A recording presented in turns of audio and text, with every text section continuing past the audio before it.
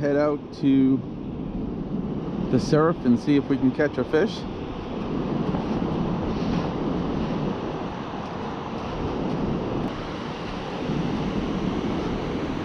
We got our 10-foot surf rod and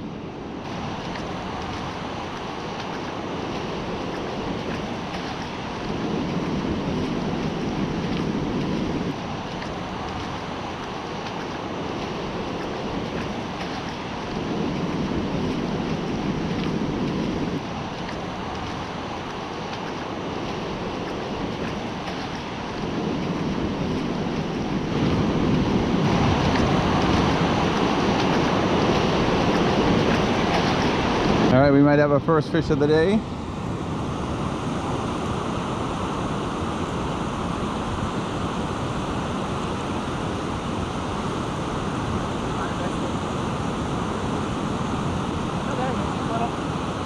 Oh yeah, a little baby.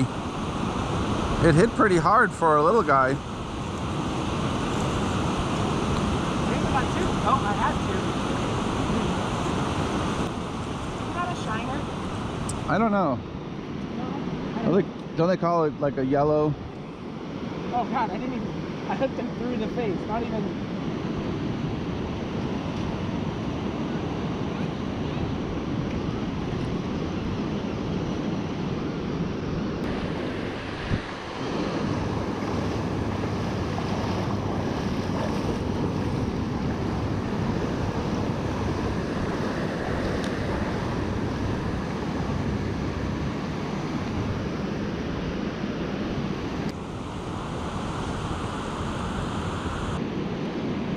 We got a couple bites already. Yeah, I had a really good bite. It was on there, but then as soon as I got it, started reeling it off.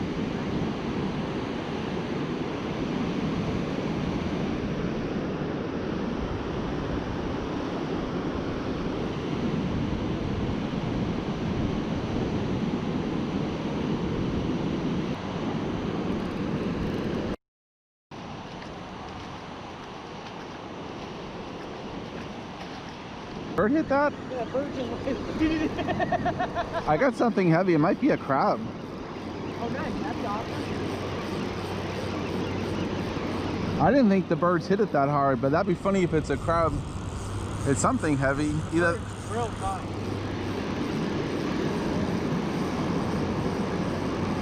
This is feeling like either seaweed or a crab.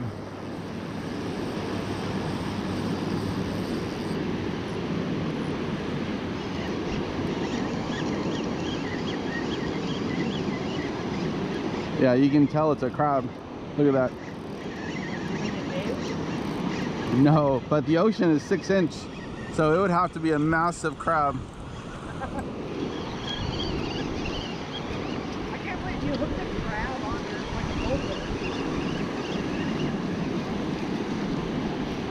a It's a female anyway. Ow! Yeah, that's probably only about 4.5 inch anyway. Man! Oh.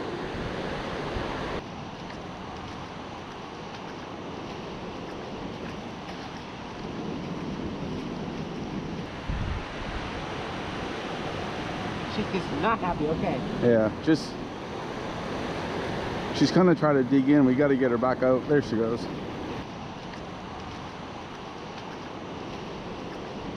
The fishing poles away, and we're gonna go back and try to find some of the clams, which we see one right here. See that? A couple of them. See that dimple?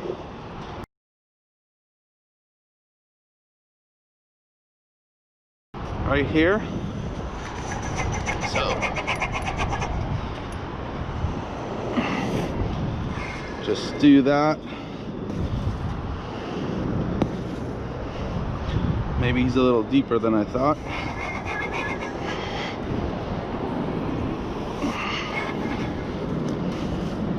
There he is, number one. What I do is I try to find a little bit of a dry area like this and just give a little stomp in a circle, and then just come back and look at my path. Sometimes there's no shows, and sometimes there's plenty.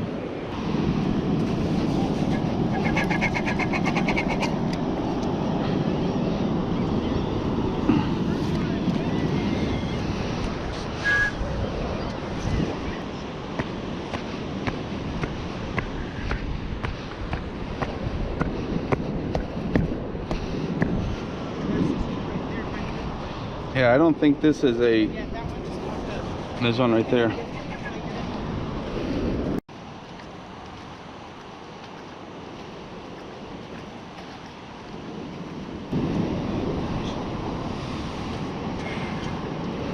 It's in there. There's one right there. Where?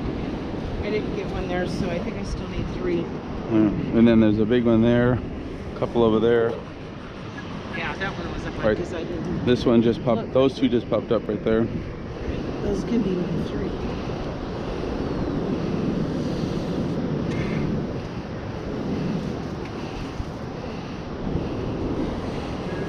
I need that one.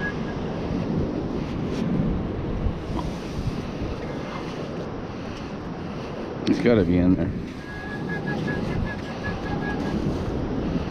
Can't be that deep, is it?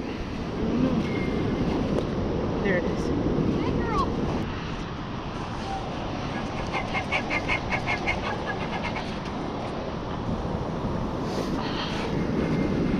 Alright, get that one over there. Get that one. This one?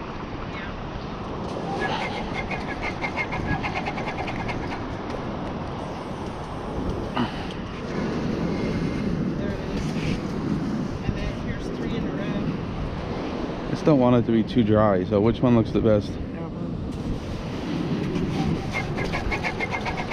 How many are you at? You're looking at I should only have about 8 or 9.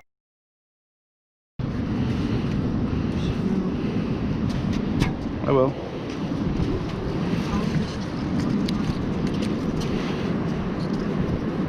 Two, 3, 4, 5, 6, 7, 8, 9, 10. 10. We got 2 limits. We gotta go back to the motorhome.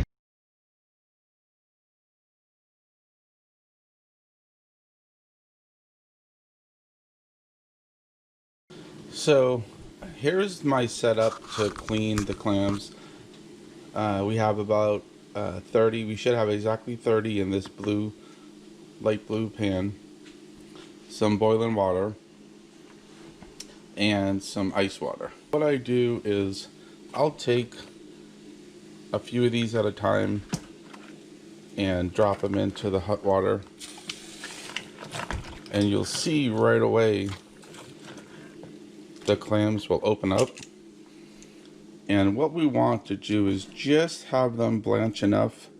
There we go. Just have them blanch enough where they open up. And I don't want them to cook any further. Get them out of the hot water as soon as you can. And into the cold water. It's a lot easier. So here's the last set. You can see even in this pan right here, there's a lot of sand from the last remaining bit that they spit out. So there you go. What we'll do,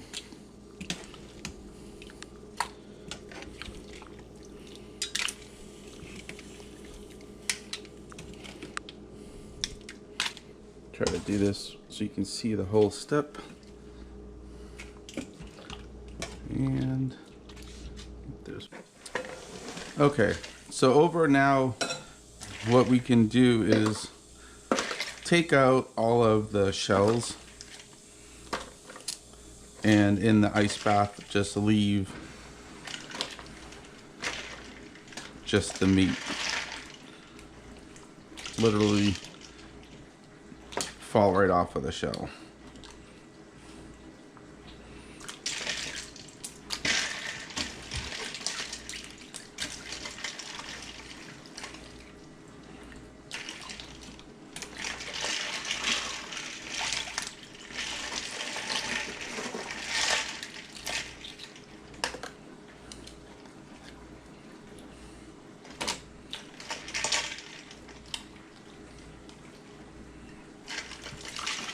Okay, so now that we have basically all the clam meat, including the belly and all the stuff you don't want, um, in an ice bath, we've got it set up where as I go through this, you'll see what I do, but we save certain pieces for fishing and for things like that. And so the first thing I do is usually cut off and save the end of the digger.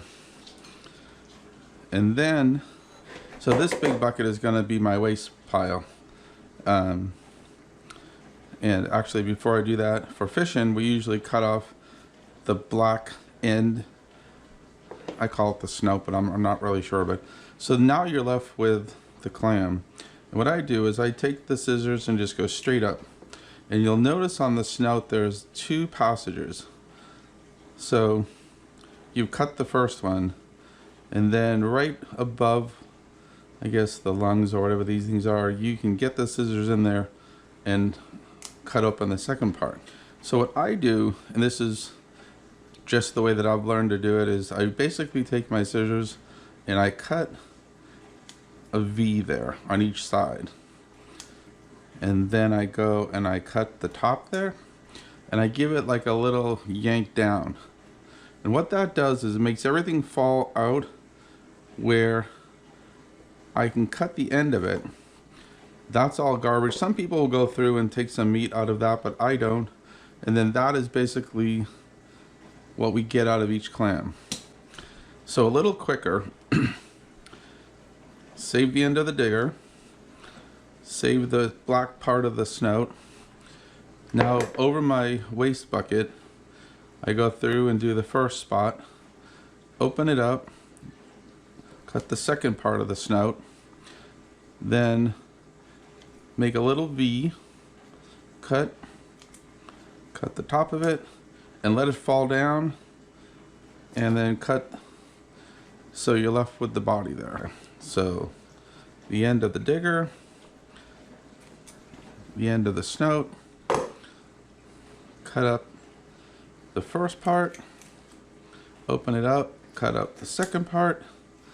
Now cut along each side of the lungs or gills, flip it down, and then you'll get the hang of it. Some people call this thing like a little scallop. I'm not really sure what it is. And that's the waste pile, and that's another good clam body. And just continue this. Not snout, digger. Those are great for surf perch fishing. And then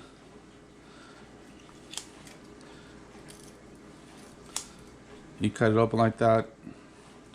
Do the V. Flop it down. Get right on top of that scallop.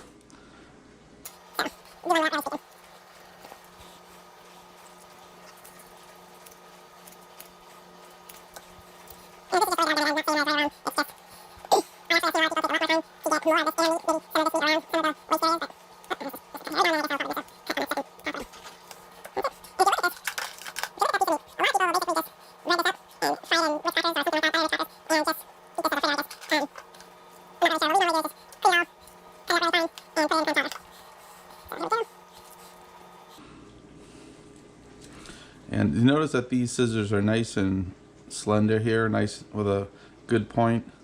It definitely helps getting in and cut in open those 2 pathways. Okay, so our final product is we have a Ziploc full of the clam meat